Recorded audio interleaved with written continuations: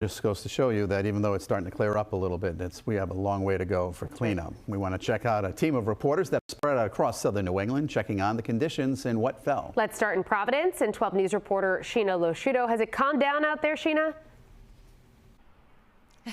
It actually feels a lot calmer right now, but we're really starting to feel that it's cold, but it could just be because we've been out here for hours now, Mike Shannon. So what's really unique about this storm for us is there's a travel ban, right? So we're doing everything by foot. Oh, take a look at this, right on time. Hello. Hey, they knew we were out here. A plow just went by, but oh, hello, our friends again. We are seeing those plows out and about all day today. We also saw some people trying to move their cars and essentially just giving up.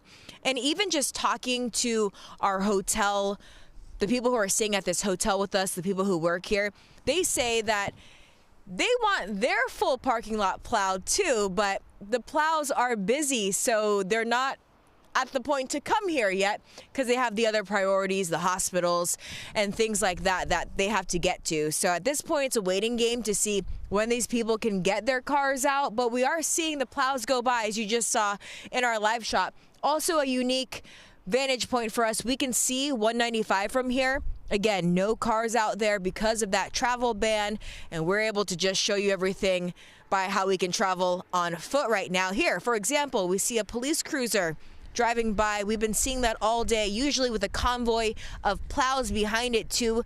The police officers are escorting those plows as they go to and from wherever they need to go.